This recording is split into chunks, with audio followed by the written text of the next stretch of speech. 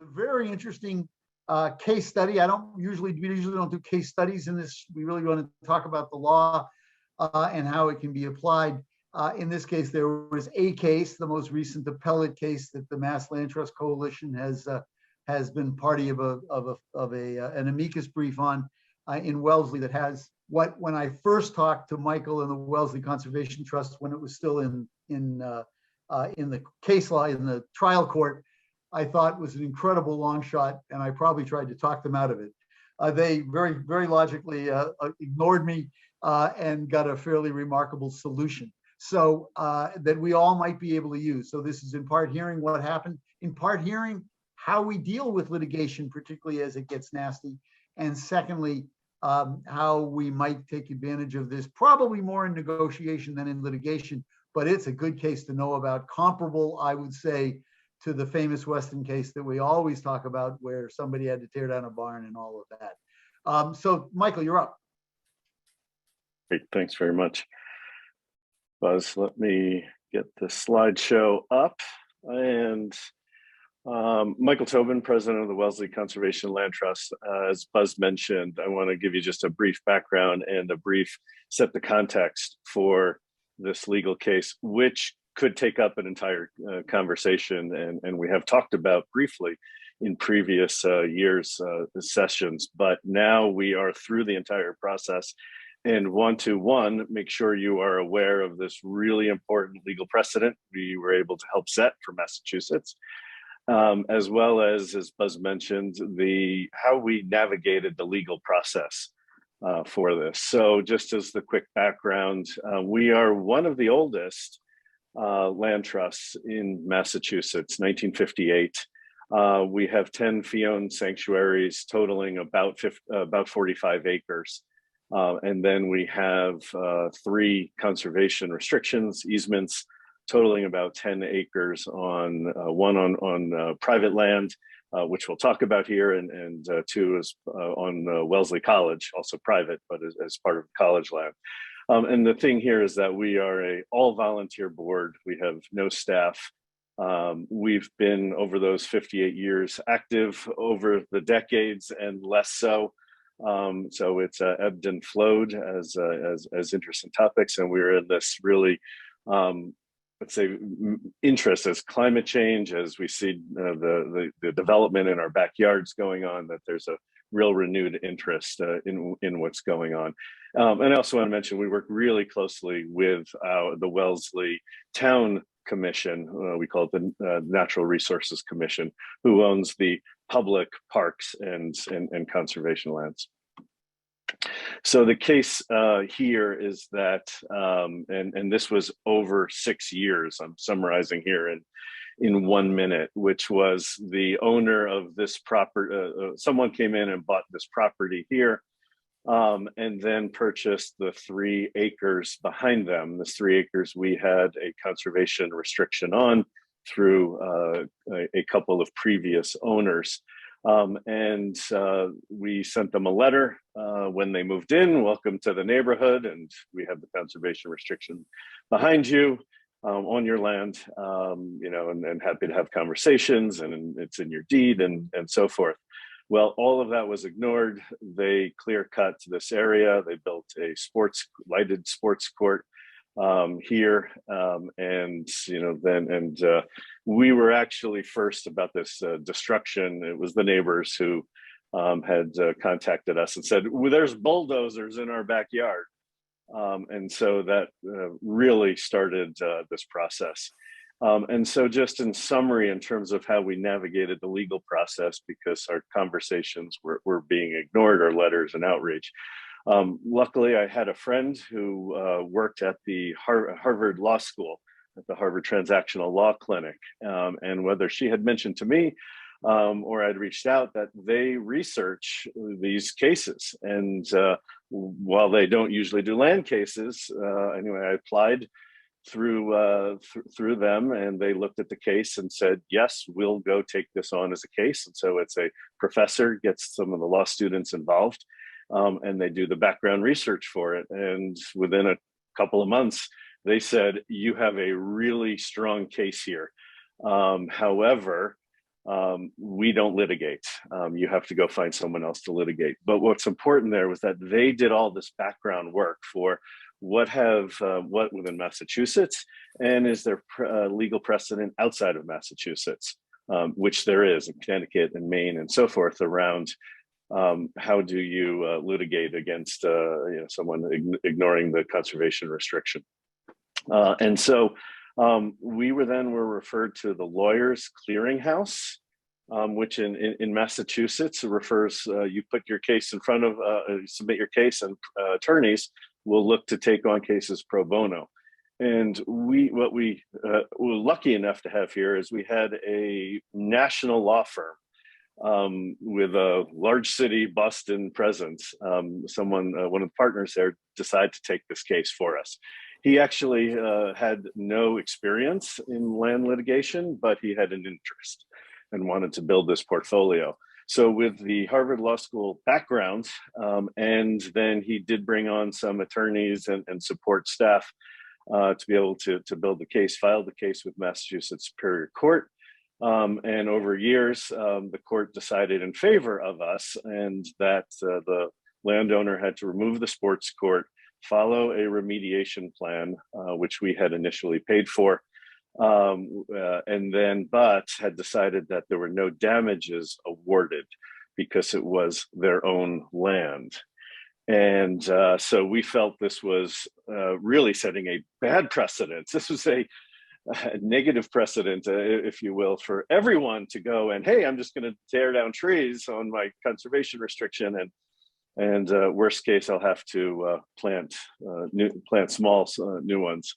And so our attorney agreed to take this case on for the appeal for damages. And with a thank you to the help of the MLTC and the trustees, they filed a amicus brief supporting that this is really important case for Massachusetts. And through COVID and the slow process of the courts, the appeals court overturned no damages finding. And this sets now a precedent for Massachusetts that damages are in order. They did not state what damages should be paid, but they said, go back, negotiate damages, and if you can't by a certain deadline, then we will provide forced mediation. And long story short, it again took time. We had an owner who was dragging their feet, but by a few extended deadlines, we did come to a confidential negotiated settlement. So that's the key there. I won't spend too much time on this, but with some drone photos that we took as this was going on, this case after a light snowfall, what was interesting was we were able to zoom in and see the stumps on the non-sports court area that were left. And because a basketball court hoop is exactly 18 inches, and that was in the photo, we could use that as a reference for the diameter of each of these stumps. And so we could then estimate how many trees in the visible part and the covered parts were actually torn down. And so now came the challenge of how do you come to a negotiated settlement? And so there are a lot of ways to do this, and I'm sure we could have a whole session on this. But there is a Wellesley public tree bylaw that if you cut a Wellesley public tree based on diameter, there's a fee for that. There's costs of planting new saplings. There's a cost of planting mature trees, benefits of carbon sequestration, air purification, the value of the wood product that was taken down, and so on and so on. It's triple damages possible in certain cases, which the owner, which the judges did not state was applicable in this case. But in the end, it was a negotiated value. So we took these into consideration. We looked at our time and our effort and our attorney's time and effort and wearing folks down.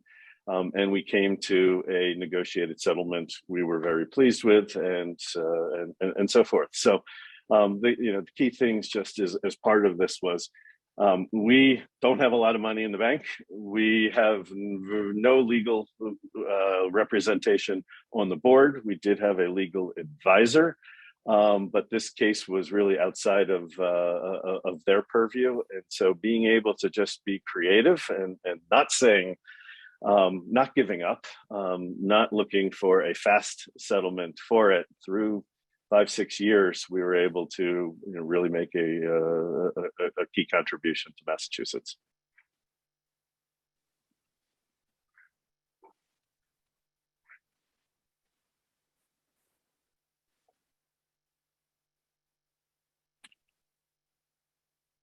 Buzz, you're muted. Yep. I just There you go. couldn't find the thing. Thank you.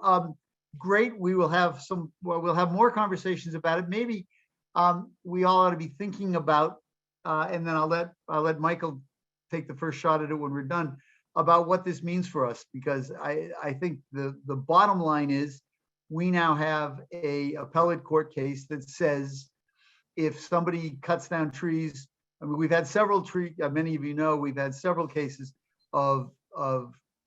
in which courts have been really good at saying, it isn't the timber value of the tree that gets cut down. It can be the windfall to the perpetrator, or it can be the loss of damages to the landowner whose land is at least trespassed on and maybe had their CR violated.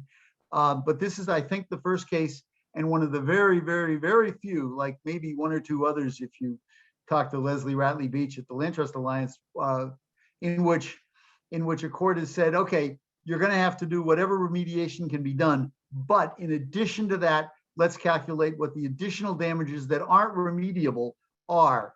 And although it didn't get litigated to see what they are, what goes into it is now in an appellate court case. And if it hadn't been settled, we would probably have more information about what to use. But I think this is an important case, not so much to use when we're actually in litigation, but when you're dealing with a violation of a conservation restriction, the ability to say, listen, this is more than simply you cut down 20 big trees and you only have to plant 20 little trees. You are now liable for substantially more than that. And do the right thing here, I think is really huge. But more comments on that later, I think. Steve, take over. Thank you, Buzz. I'm going to start screen sharing in a minute here with a couple of slides. But I want to point out something, my perspective. Okay, the landowner's perspective is I want to protect my land. The land trust perspective is I want to protect my land. I've been in this for decades, and my perspective has narrowed quite considerably from some of those broader, wonderful goals to my perspective is I want to keep the donor, grantor out of trouble with the Internal Revenue Service. I have a niche. It's basically deductible conservation easements, conservation restrictions, and people don't like that the IRS has its nose under the tent or in the tent. But if you claim a deduction, you invite the IRS in. And so my perspective, and it used to be pretty simple. 10 years ago, their clients could say to me, can you assure me that this easement restriction is going to be deductible? And I would say, yes, which is bold, but at least I felt that way. And now, if I get the same question, the answer is, based on all of the court cases and IRS positions to date, yes, but we do not know what the IRS is going to be coming up with in the future. And so let's take a chance. And an audit is an awful experience. Just some numbers. In 2009, there were 3 reported tax court cases. In 2010, there were 2. And between 2016 and the end of 2021, there were more than 50 reported tax court and other court cases on conservation easements. And that has just made this more difficult than it used to be. Okay, so I'm going to share now. And I want to point out here, I'm going to go back a slide. A former partner of mine said that he had a professor at law school who said, if you're writing a really important provision in a agreement, in a contract, at the end of the paragraph put, and I really mean it. And I thought that made sense to add this. Michael said it could take a whole session to go over what he went over. It could take a whole session to go over most of these points that I'm going to give about a minute to each one of these. And this is, again, these are the hot button issues that the IRS has been looking at and denying deductions or attempting to deny deductions or challenging deductions and making life very, very difficult. I'm not going to opine on the wisdom or the correctness of the IRS and court decisions, but this is what you need to know. The proceeds rule in the regs, and the people who are watching this, I'm sure, are familiar with it, says when you donate a conservation easement, it's as if you're giving a percentage of the value of your property to the land trust. And if the easement is ever extinguished or terminated in a court action or condemnation and then sold, the land trust gets that same proportionate percentage that was set up as of the date of the gift. And people have varied this language in a couple of different ways. That's what the reg says. The reg says if A, B, C, and people have varied it. And lately the court has said, nope, you got to absolutely stick to the terms of the regulation. And so that's easy. Just make sure you stick to the terms of the regulation. One of the hot button issues in the whole field over the past number of years has been, what are the rules on amendments? And I always say divide conservation easements for purposes of this discussion into two buckets. One is the ones that are donated already, and the other is the ones that you're working on now and will be working on in the future. And what I'm talking about here is the amendment provision in a conservation restriction. Under what circumstances can you amend a conservation restriction? We have a template in Mass, been a revised template that's come out that looks pretty good. The IRS doesn't like amendments at all. And between 5 and 10 years ago, the IRS on audit was denying deductions because the language of the conservation easement had amendment provisions in it. And someone at IRS was reported to have said amendments should be illegal. But in any case, pay very careful attention to the language and make sure you're up to date on all of these. Part two, dealing again with the second bucket, the easements that you're working on now, you must take into account potential climate change issues. Why?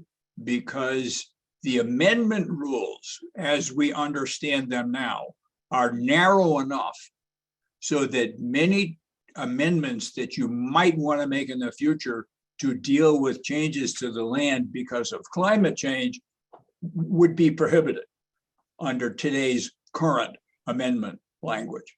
And so therefore, you have to look at every single property while you're writing restrictions now and say, okay, what could happen? What are the possibilities here? Climate change. And the simplest possible example I can give you is Sally has a property, it's near the water. She reserves the right to put one residence on it, doesn't exercise the right, but it's still in the restriction. 20 years later, the watermark has risen, and that's no longer a buildable house site. And Sally wants to amend the restriction to move the house site somewhere else on her property. Under current IRS rules, that would not be allowed. Private economic benefit, among other things. But if you think about that issue now, in drafting the restriction, you can say, here are two sites, and Sally can put a residence in either one of these, and then you won't have to amend the restriction later. More and more frequently, and some of you have run into this, especially dealing with government funding, is government agency template that doesn't square with the Internal Revenue Code. I am dealing with one right now, a huge transaction, huge, wonderful piece of property out west. And Natural Resources NRCS is saying, this is the language that we want you to use for the proceeds provision. in the easement. And it may be fine with NRCS, but the IRS would say, no, deduction denied. This is a bargain purchase of a conservation easement. There's no simple way out of that. And I know a lot of people who do work with government agencies around the country either don't know about this issue, don't read the documents carefully, or struggle to try and get government agencies to change, which is extraordinarily difficult. But it's an issue and you need to be aware of it. And really the heads up here is, does this government agency template, will this satisfy the Internal Revenue Service requirements? And in most cases they will, but in some cases they won't. Interesting decision a few years ago, we have in our conservation restrictions and have for decades, if the landowner wants approval for a certain activity that's permitted and subject to approval in the conservation restriction, the landowner supplies the land trust with the information, requests approval.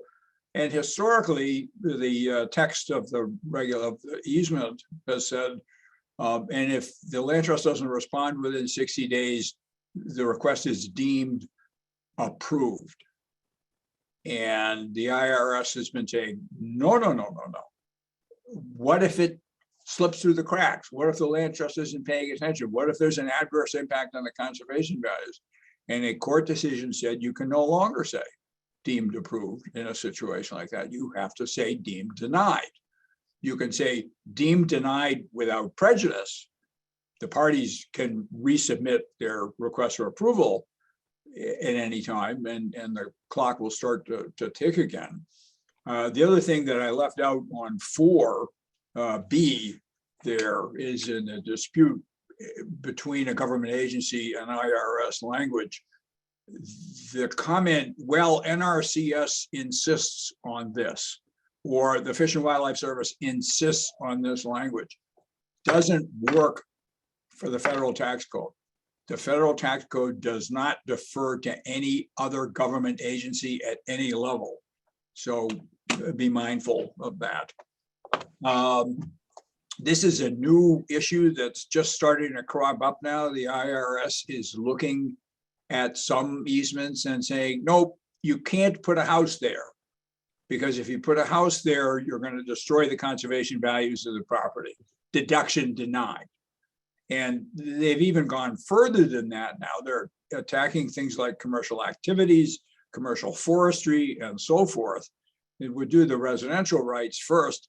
It's very important, and this is due diligence, really. If I'm a landowner and I want to reserve the right to put a new house over here, the land trust needs to make sure that that is a location that doesn't have an adverse impact on the conservation values, and needs to make sure that the restriction says that and the baseline documentation report says it. There's one reserve white. We've reviewed it. We've had a habitat biologist examine the site, and the conclusion is thus and such and so and so.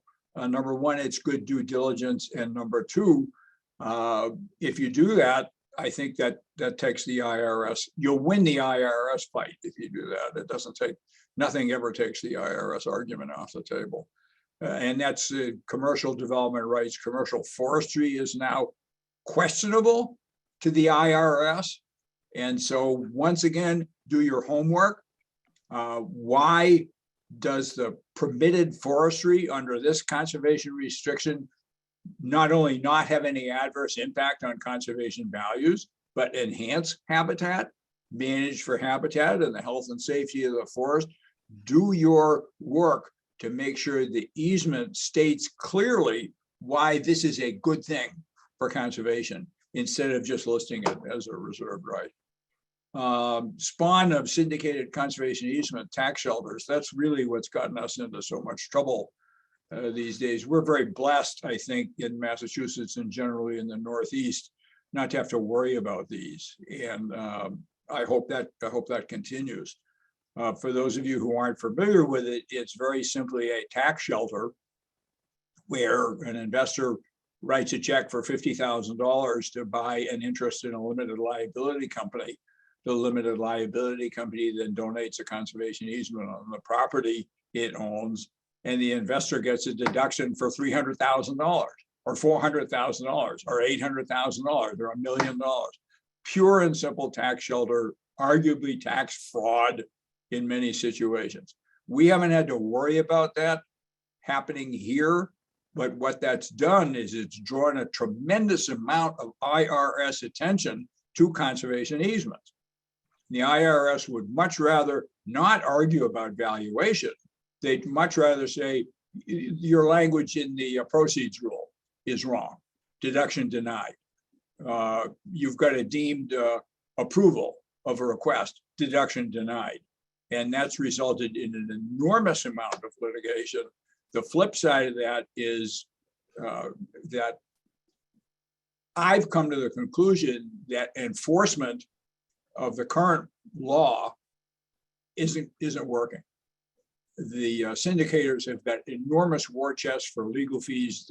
Some of the best law firms in the country are representing the promoters and the syndicators.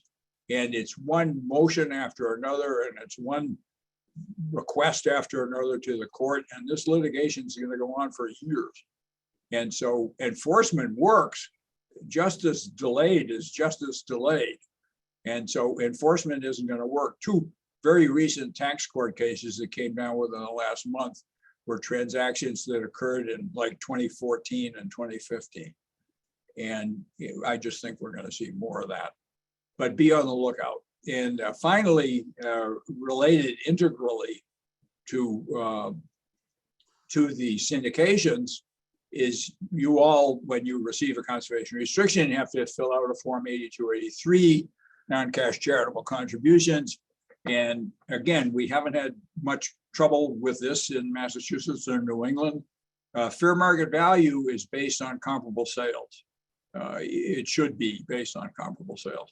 If I own a piece of property and want to put a conservation restriction on it, my question to the landowner who's got the wrong impression sometimes is, what would you pay for this property if you didn't own it and it came on the market? And that's usually a realistic answer, which is very often a fraction of what the landowner thinks a conservation easement on the property is worth. And this is a decades-long issue in the land trust community. What do you do if you get a Form 8283 that troubles you? Every single land trust should have its own criteria, and there are different levels of being troubled. There's a little bit uncomfortable, but we can live with it. There's more uncomfortable, and there's, woo, we don't like this one at all. And every land trust has to have a process in place to deal with those ahead of time, because that's where the abuse in this field comes. And not just in the syndications, but it also comes in normal conservation easements by people whose appraisers either don't get it or think that the best answer for the client is a multiple of the real deduction. And beware of those. And it's up to the land trust community to stop these. That's one of the problems with the syndications, is all of those syndicated easements have gone to land trusts. And the word complicit comes to mind. So stay in touch, look at your templates and make sure they are up to date and current, and LTA does a pretty good job keeping people current with emails and so forth on case developments. This work is just much harder than it used to be. I'm done. Thank you. So thank you, Steve. I always like when you talk about all of these technical aspects over time. It always dawns to me that they change over time, and it seems to me, correct me if I'm wrong, but it seems to me that we are in a more tenuous period with the IRS over the last few years than ever before. That is, they are looking for things like, the guy who signs the conservation easement or restriction in Massachusetts doesn't use his middle initial, but the title on the deed is his middle initial. I'm waiting for them to say it's not binding. Things like that. And the bottom line, I think, for me is not, it could be you got to hire Steve, but he always represents landowners, or he usually represents landowners. Not always. But no, not always. But what we really need to do when we're counseling potential donors is really say, this is a changing world, and until it's actually signed, before it's signed, the day before it's signed, somebody ought to do a real serious look. There are accountants who know some of this stuff. There are very few lawyers who know enough of it. Simply waiting to something come out of the Land Trust Alliance won't be enough, even for those of us who are on the Legal Defense Council and get this stuff almost on real time. You just can't tell. So it really says, and among other things, you can't rely on the model CR Right. that's posted at the EOEA website. There are questionable items in there, and there are ones that you're going to negotiate anyway that raise issues. So the Great, real point is, in great. a charitable world, look so closely at what has gone wrong, what might gone wrong. What Steve just gave you was the current ones that you really got to worry about, because many people didn't worry about them in the past. That true, Steve? Well, yes, and let me mention very quickly, an audit with the IRS. I'm assuming and hoping that most of you have not had to deal with an audit. It's a terrible experience. And it's a particularly terrible experience if what's being audited is the donation of a conservation easement. And I'll give you just one example. I did one in Connecticut a few years ago. The claim deduction was $510,000. The IRS audited it and said, no, the deduction's $90,000. And it's just downhill from there.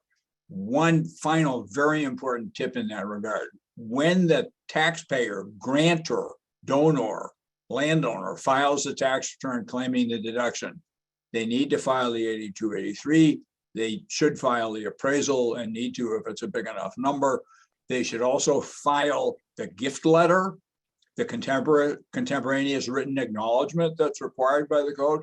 They should also file the baseline documentation report, because that way the IRS gets the package, and if it's reviewed, the reviewer is going to say, okay, I get what's happening here. This is not worth our time to pursue any of this. These people seem to know what they're doing.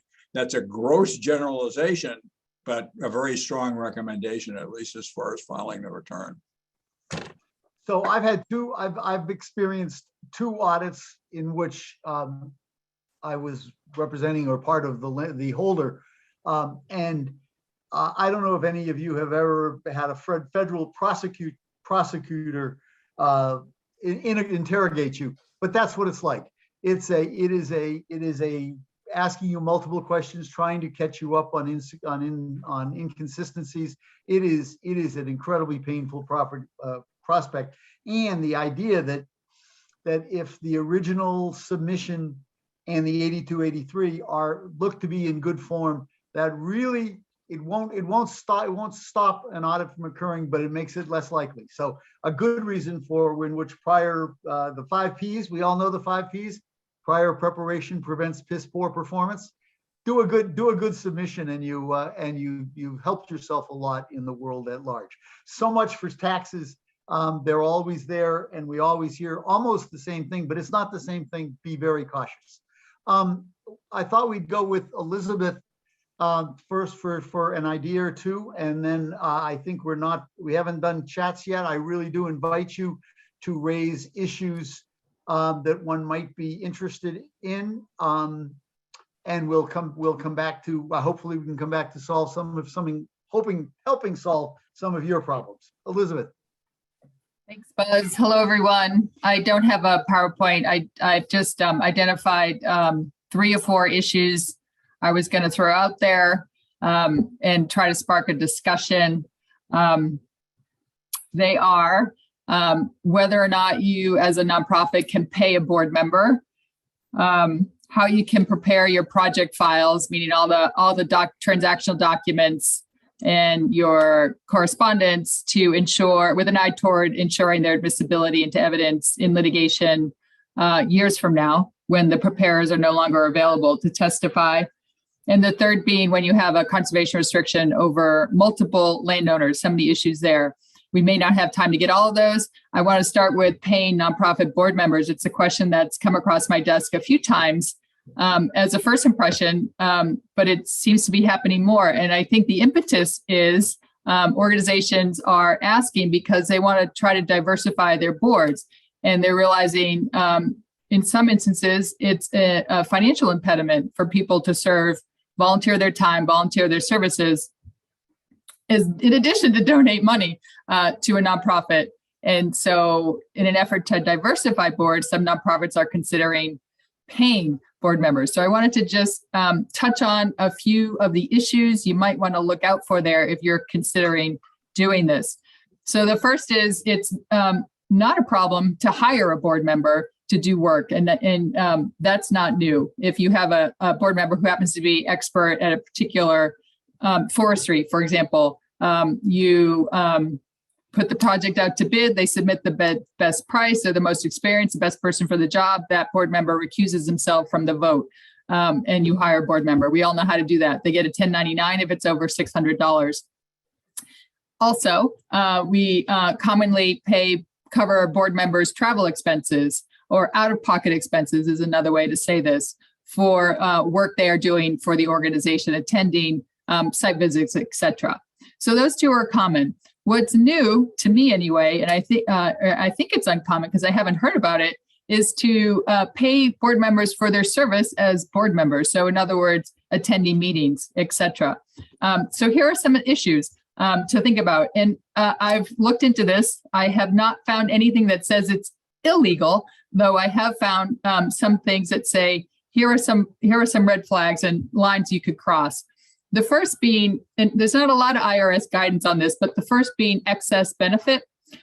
You probably come across this when you're thinking about how much to pay your executive director. There's a prohibition on paying too much, and ways to guard against that would be, what are other like-minded, similar-sized, budget-wise organizations paying their executive director? So the same would go for board members. So we don't have a lot of guidance there because I don't think a lot of smaller nonprofits are paying their board members, but that's one consideration. So you cannot run afoul of excess benefit.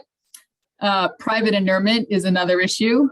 So board members are insiders, meaning they have an ability to influence the organization. We all have them sign a conflict of interest policy. They also control the budget. Board members, one of their primary responsibilities is to approve the budget. And as board members, they have a duty of care and a duty of loyalty to the organization. So this idea that a board member should not benefit financially is pretty strong within Land Trust. But this is really paying them for a service. So you have to guard against this sort of conflict that the board member is approving the budget that would eventually might include a payment to them. Suggestions I've read, it would be to have an outside committee, not the board members, determine what the rate of pay would be, how you're going to review it frequently, what is the process. So have a written policy for how to do this. And obviously, if your bylaws, first check your bylaws to make sure there's no prohibition in there in paying board members. That's actually a common element in bylaws. So you would have to revise your bylaws to eliminate that section. Another consideration is the loss of immunity if you're paying a board member. So check with your directors and officers insurance policy, but board members as volunteers carry immunity to act as a reasonable board member would act. If you're becoming a paid individual, it might wipe out that immunity. So that's another consideration. One compromise might be, rather than paying all board members, would be to start by considering paying your officers and your committee chairs, and you have a specific job description, what the work is, what the work expectations are, and what the payment is. I think where it might get difficult would be, with all board members, sometimes, we can't make the meetings, where we don't meet our work expectation as a board member. If you're really good, really together organization, you have an annual review and you talk it over with the board member, what's going on. But if you're paying that board member and then they fail to show up at the meetings or do their work, it becomes, I think, even more difficult for the organization to figure out what to do. And I guess the last issue I would highlight would be the public perception. Is it good or bad? Are you sort of seen as an organization that pays board members? So people want to serve on your board, or you see it as an organization, well, you pay your board members. I'm writing you a check to do your mission and you're paying board members. Is that so? I don't know the answer to that, but I just wanted to flag the issues. Thank you, Elizabeth.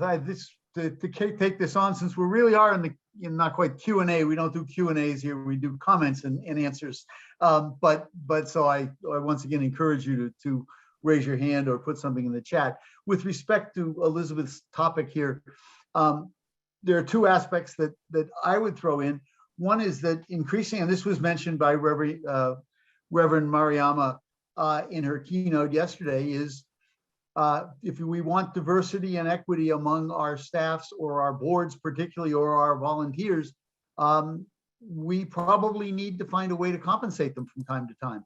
And so the issue of, I guess I would worry a little bit, not so much that you had an outside committee determining the amount of money, Elizabeth. I've counseled folks in other nonprofits, not land trusts, to say, actually, can you leave everybody up?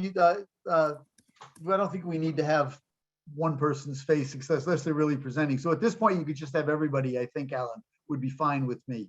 But the idea that that if we want to have, not an outside committee, but the board determines, or the staff determines and presents to the board something which says the compensation which is being considered here is typical or not out of line given the size of our organization and the revenues and the work that's being done. I think those are the standards that people look at on the adequacy of consideration. But I don't think it's at all clear whether you can give some members of your board participatory payments in order to get diversity or for any other reason. And I think that's a real issue. Maybe you can do it that you pay everybody in the board and you expect many people on the board to donate it back to you. That would be one way to get around that. I think that's a potential problem. And then finally, I don't know what any of you think, but I'll present what boards that I have been counseling to or on. When we give a contract to a board member or an insider of any sort, we have an open board vote, a recorded board vote, saying, consistent with our conflicts policy, saying that the board has looked at this, they've determined that it's a fair market value, there's no inurement, and that this is the best person for the job at this point in time. And we get a board vote to that effect, which I think covers us. And then my final question, those are all my comments. My question to you, Elizabeth, is you mentioned at one point that that a land trust board member is subject to a reasonableness standard that may be lost if he's being paid. And I would have thought that I've always advised that board members are have a fiduciary standard that gets looked at. And I wonder does that really change if the person's being paid or not? Your thoughts? So it's a question of immunity. And so volunteers carry an immunity by virtue of the fact that they're volunteers. So it's just a higher standard of care to be a paid contractor or a paid entity. It's a waiver of the immunity of yours if you're agreeing to receive payment. And again, it's a directors and officers insurance question, something to consider. Great. Well, I would point out that Ray, as he often does in this session, pops up with, and he did in the last session too, didn't he, Steve?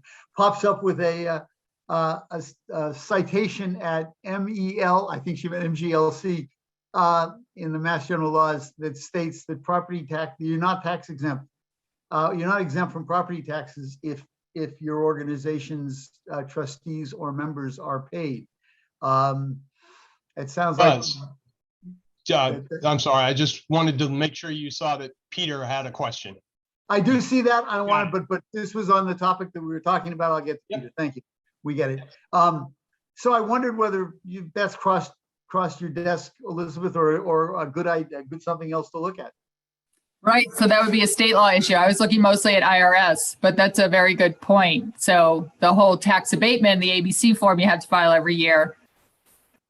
Are you paying your board members? Yeah. Good point. Thank you. Thank you, Ray. Peter, you have your hand up. Yes. Can people hear me? Yes. Great.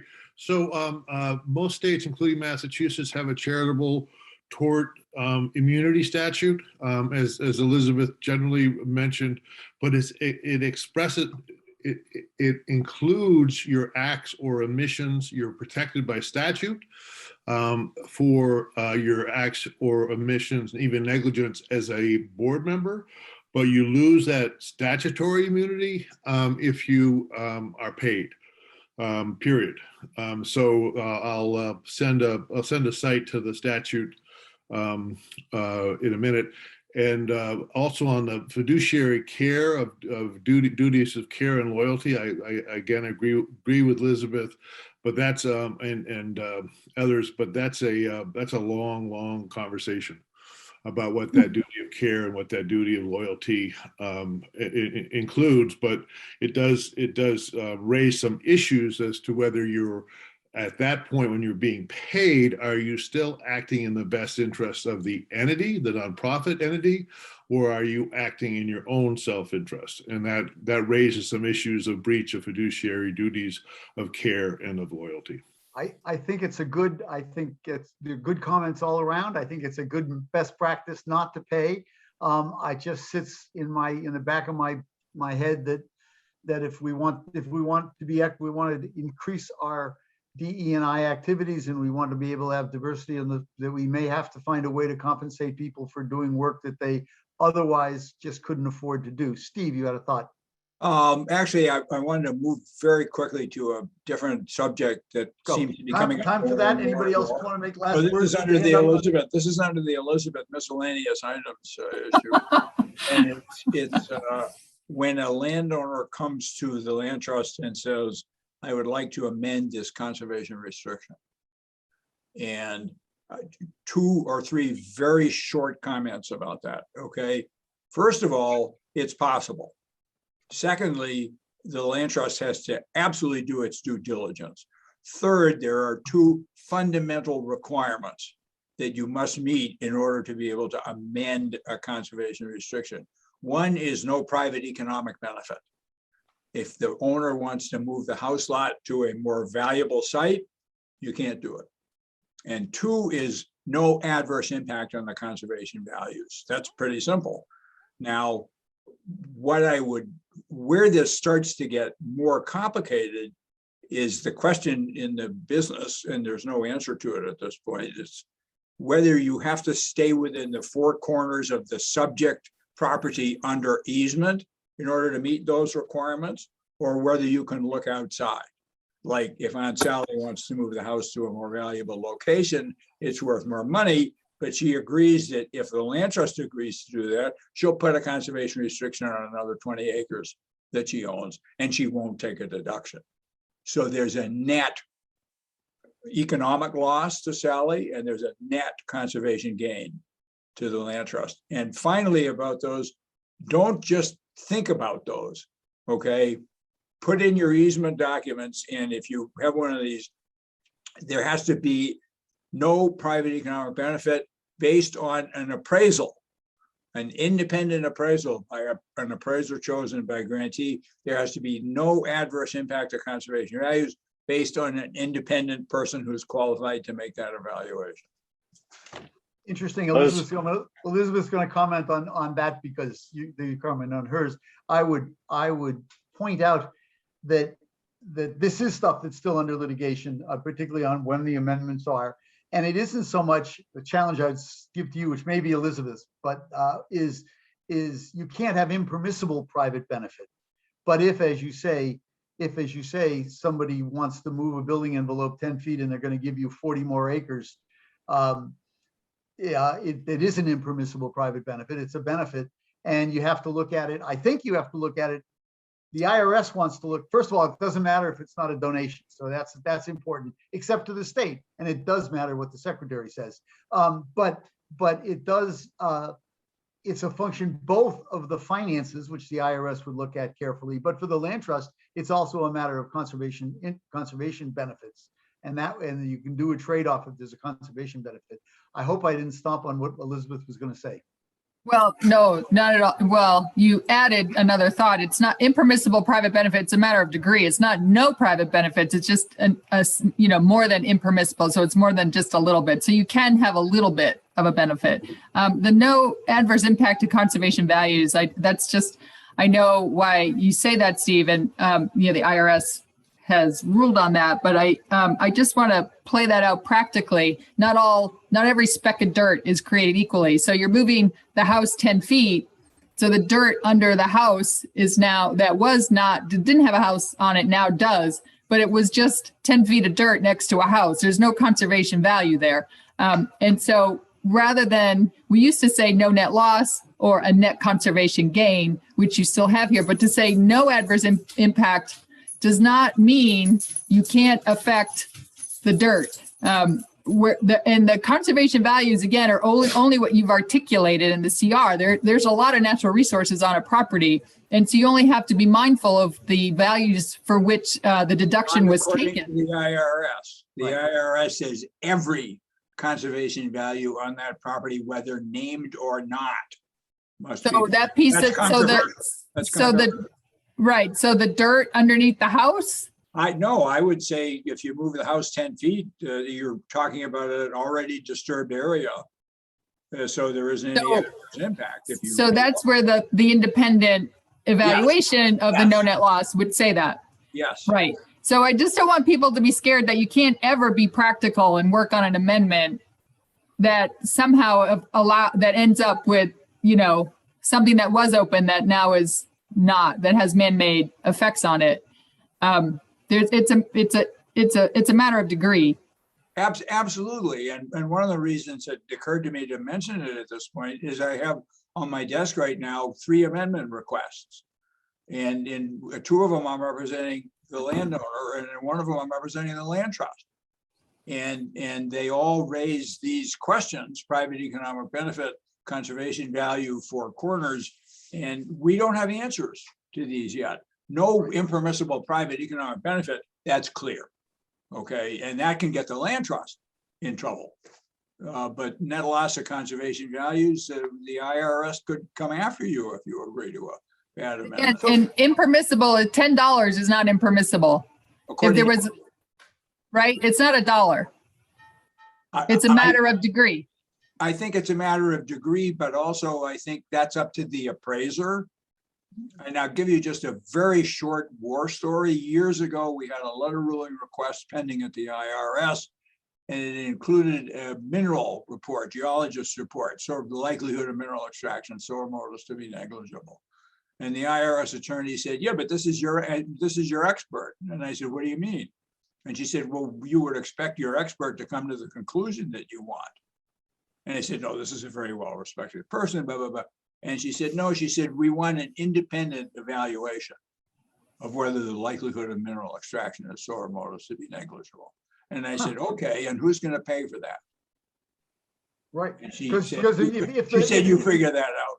So hire knowledgeable people who know what you're trying to do, who can write a credible report, and the land trust will have done its due diligence. Even if the land trust pays for it.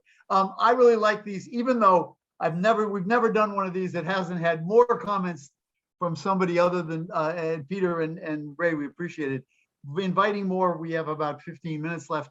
But I do like the fact that we don't always agree. So I want to hear what Mike had a statement in for a moment. But I wanted to pick up on I think what Elizabeth said. Now I've lost who said it. That it's a function that you could have a de minimis private benefit that wouldn't count. And I don't think it is a de minimis private benefit. I think Steve is right with what the IRS would say, but I also refer us to what the land trust job should be and what our obligations are and what the Secretary of Environmental Affairs should be. Absolutely. And that should not be de minimis loss. It should be no loss at all, because there should be a compensatory benefit.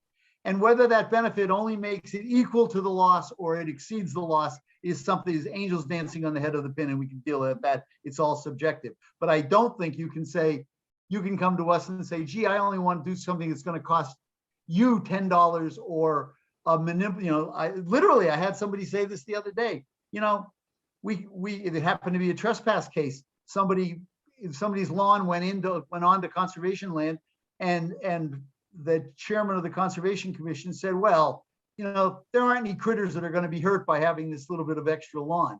And I said, baloney, that isn't the point. It's really, if you're the remedy here has to be something of at least equal value to compensate on the compensation part. Michael, you had a comment, and then I'm going to start calling on people in the audience. Rob Warren, watch out, I may be on your tail. I want to come back ahead, to Elizabeth just mentioned project files and saving information for a future generation of people to go back to, a point in time. And as a technologist by my day job for the land trust, I've been observing when I came into the board, and there was 7 boxes of files in the Wellesley Historical Society Commission of here is the history of your charters and things in paper, going back to 1958. Don't know what was lost over that period of time. And certainly we live by email today, and too much email.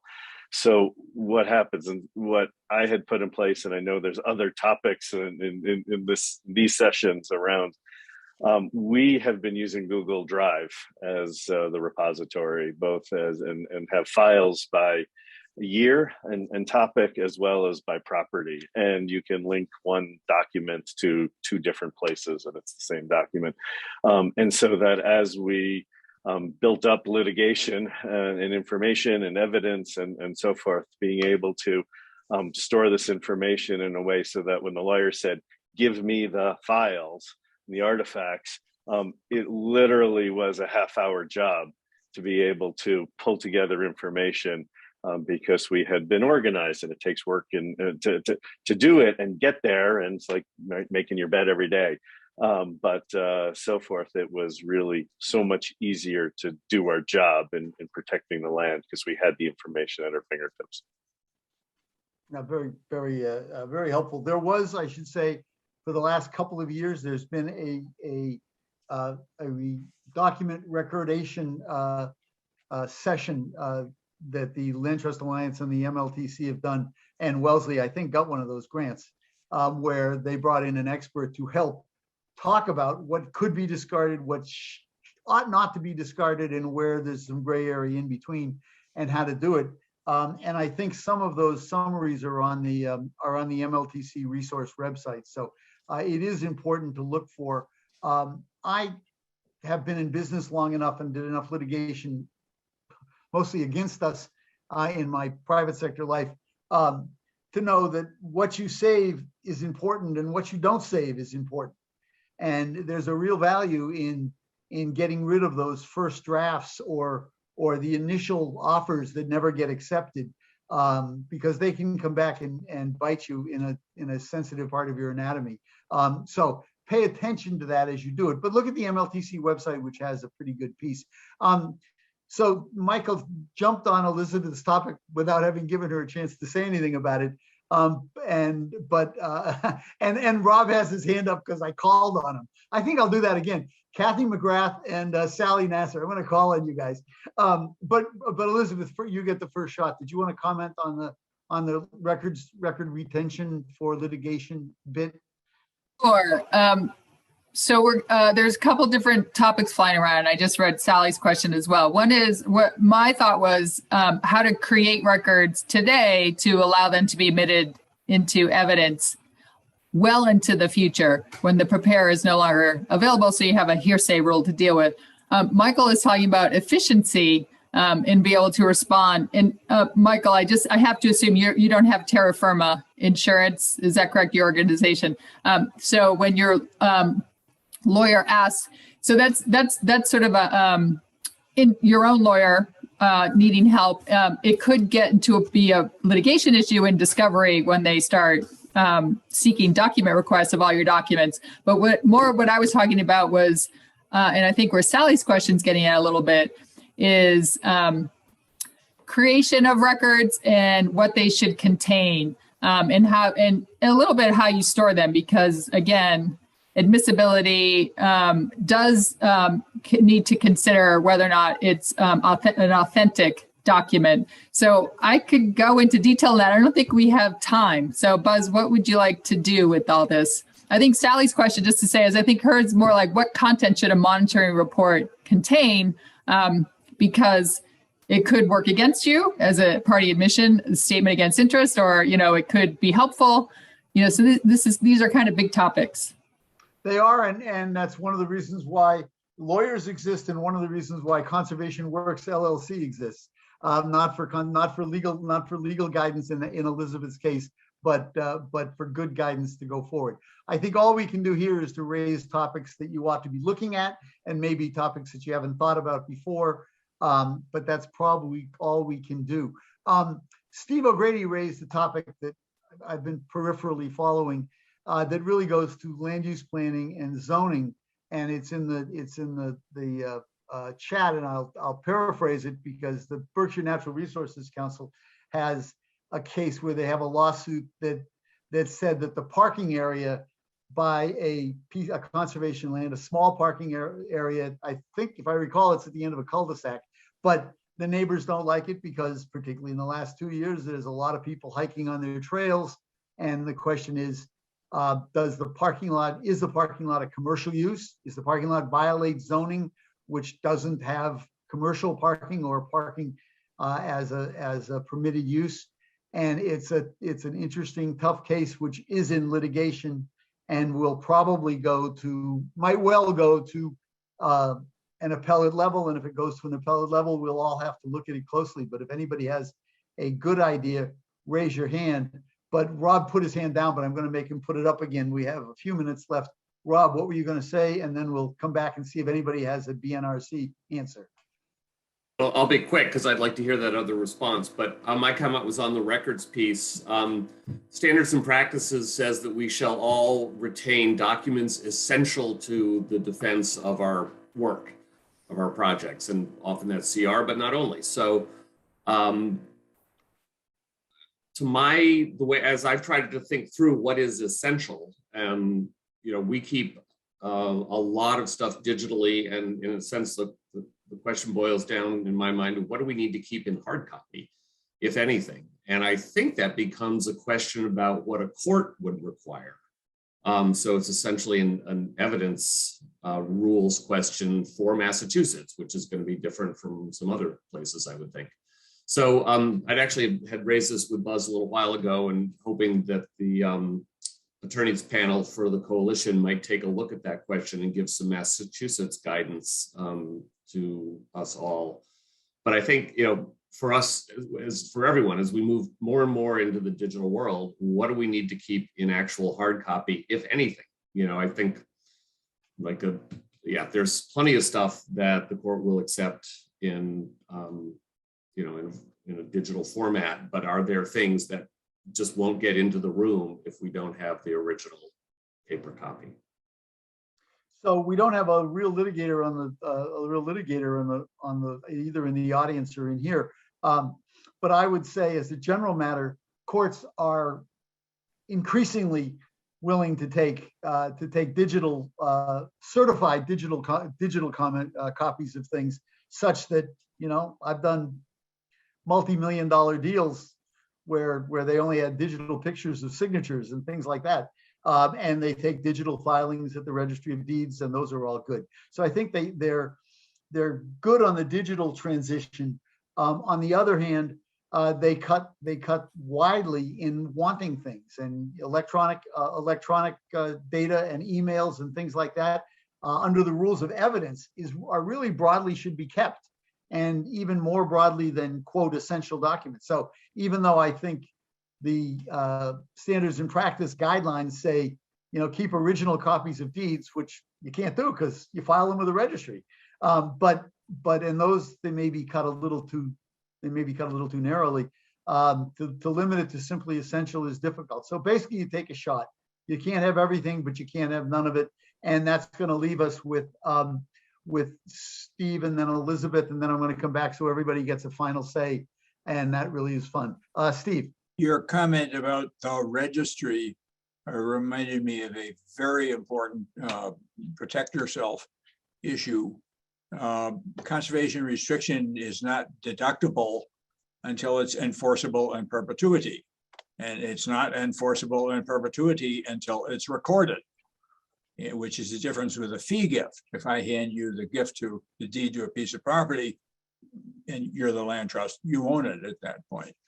And in Massachusetts and in other jurisdictions, sometimes delivery of a deed to the registry, it ain't going to get recorded for weeks in some cases. And the IRS understands this issue and understands that it's an administrative issue. And now my template, and I've seen others start to use it too, say this shall be effective when delivered to the registry for recording, with a date-stamped copy retained for proof of timely delivery. And in fact, New York, by God, I don't know too much about New York law, but they have a statute that says delivery to the registry is tantamount to recording, because they're familiar with that problem. So this, again, think about this, it'll be December before we know it. And a date-stamped copy retained for proof of timely delivery. I've done that on private deals forever, just because. But you know enough to do that, so Well, I do it not only for conservation deals, but if I'm signing a promissory, if I'm signing a mortgage, and I want them to give me the money now, not 3 weeks from now, I know I put that in. Elizabeth, you had a comment on this one. I do. So having raised the issue, I haven't really expounded on it, but a couple things I'm noticing. There's a question about digital storage versus hard copy and original signatures. So we have moved beyond original signatures. The issue for admissibility is chain of custody and whether or not you can establish that the digital file has not been tampered with. So you could assume they're highly malleable, being digital, but there are ways to secure them and to establish that it is the original file. And having a printout of the original photograph baseline documentation report. So the issues are CR, don't worry about it. You can get a CR because it's recorded. So you can public record, business records rule, your baseline, your monetary reports, your letter to the landowner, identifying what the purpose of the gift was. Those are business records created in the normal course of business. And you have policies to back this up, and you have letterhead, and you have the signature by the staff person. You have the preparer of the baseline statement that they have an expertise in this area. All those things go to corroborate the fact that this is a business record. They are admissible without the original and without the person who created them being there to testify to admit them. The photograph of the baseline in 1990 in litigation in 2050, you do have to establish this is the picture of the field without the barn in it, and now it has a barn in it. How is that photograph not digitally manipulated? So that's a question for Michael, folks like Michael, how to protect that and secure that and be able to prove that. And the final issue is statements against admissibility. Sorry, I'm not going to deal with that. I just want to point out Ray's comment, the Dover amendment, the Dover issue for zoning and the exemption for charities for the BNRC case. You're shaking your head, Buzz. Come on. It isn't, because it isn't an exemption for charities. The sections of 40 MGLC 40A section 3 is for educational institutions. And this committee has I've used it for environmental education. So the question is we're gonna have to wrap this up very quickly. The question is whether and we've counseled everybody who I've ever worked with, counseled them to change their articles of incorporation and their bylaws to make sure that education is right near the top of the line. But it really is educational. And in this particular case, thank you for both of the comments that came in there, including Joel and Ray's. In this case, I believe BNRC does not have education as one of their primary goals. So that creates a difficulty. What we haven't done today is what I promised. I didn't promise, but I suggested to Mark Robinson that I would throw on here, not the question of bootstrapping a charitable trust on top of a CR, but rather the question of whether the CPA, whether a municipally owned park for recreational purposes, purchased but with CPA funds for recreational purposes, is subject to Article 97 as a recreational land, not necessarily open space.